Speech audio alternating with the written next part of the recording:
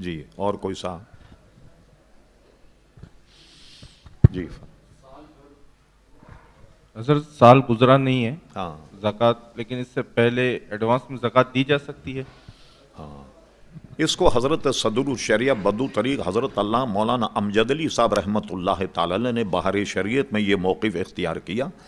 جیسے کوئی آدمی ہر سال زکوٰۃ دیتا ہے اور اس کو معلوم ہے کہ مجھے زکوٰۃ نکالنی، تو اگر کوئی ایڈوانس میں زکوٰۃ نکالے اور پھر بعد میں حساب کر لے اور اس کو پھر منہا کر لے، جیسے ایک آدمی پر 1,00,000 کی زکوٰۃ واجب ہوتی ہے یا سال بھر میں حساب کرنے کے بعد 1,00,000 ہو جائے، وہ پہلے سے زکوٰۃ کی نیت سے نکالتا رہے. جب حساب کرے زکوٰۃ کا تو پتہ لگا کہ اس نے 50,000 پہلے نکال دیے، 1,00,000 زکوٰۃ ہے، اب 75,000 جو ہیں وہ دے دے. تو ایڈوانس میں اگر کوئی زکوٰۃ دے دے تو صاحب بہار شریعت نے یہ فتویٰ دیا کہ اس کی زکوٰۃ ادا ہو جائے گی اور اس کو شمار کر سکتا ہے زکوٰۃ میں. مطلب کہ پہلے سے ہم نے نیت نہیں کی اور ایسے ہی دے دیا. ہاں نہیں، نیت تو بہت ضروری ہے زکوٰۃ میں، سمجھ گئے نا. ہاں اس میں مثال کے طور پر آپ نے بغیر زکوٰۃ کی نیت کے کسی کو دے دی، وہ صدقہ نفل تو ہوا، وہ ضائع تو نہیں ہوا، مگر وہ زکوٰۃ نہیں ہوگی جب تک کہ اس کی نیت نہیں کی جائے. ٹھیک ہے، مثال کے طور پر اتنی بھی گنجائش، ایک آدمی کو آپ نے زکوٰۃ کا مال دے دیا، اس وقت نیت نہیں تھی مگر وہ پیسے اس کی جیب میں آ گئے، ابھی اس نے خرچے نہیں، پھر آپ نے نیت کر لی، تب بھی وہ نیت معتبر ہوگی آپ کی اس کے خرچ کرنے سے پہلے. لیکن اس میں نیت ضروری ہے کہ جو کام بھی آپ کریں تو اس میں تو نیت شرط ہے، سوائے چند معاملات کے، وہ بھی میں اس کی وضاحت کر دوں. امام بخاری رحمۃ اللہ تعالی نے بخاری شریف کا ابتدا ہی نیت والی حدیث سے کیا. ٹھیک ہے، انما الاعمال بالنیات، کہ تمام اعمال کا دار و مدار نیت پر ہے.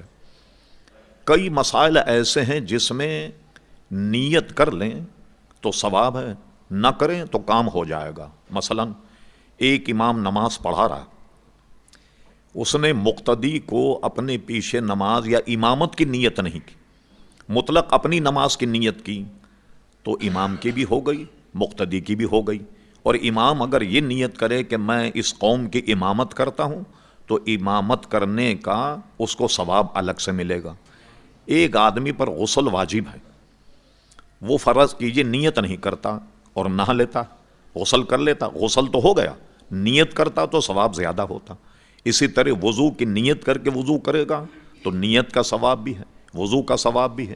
اور بغیر نیت کے اگر اس نے وضو کیا، وضو تو ہو گیا، نیت کا ثواب نہیں ملا. یہاں تک کہ ایک آدمی اگر ناپاک ہے، فرض کیجئے، اور اس نے کسی تالاب میں چھلانگ لگا دی، پورے بدن پہ پانی بہہ گیا، ناک میں بھی پانی چلا گیا، کلی بھی اچھی طریقے سے کر لی، حالانکہ نیت نہیں تھی مگر غسل ہو گیا.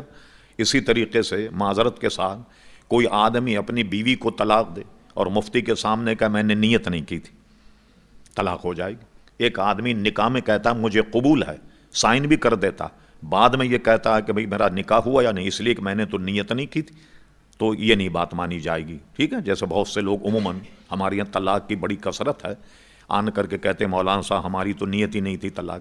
یہ سمجھے کہ نیت کرنا ہوگا، بیوی کے سامنے دوزان ہو کر بیٹھیں، نیت کرتا ہوں میں طلاق کی واسطے جان چھڑانے کے، منہ میرا بیوی شریف کی طرف، میں تجھے 3 طلاق دیتا ہوں.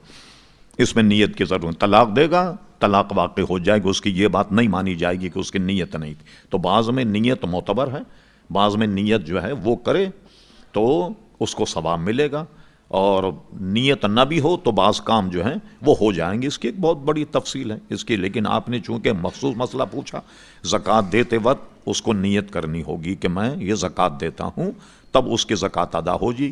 وہ مال ضائع نہیں ہوگا، صدقہ نفل ہو جائے گا، مگر نیت کرنے سے زکوٰۃ ادا ہوگی. جی بولیے.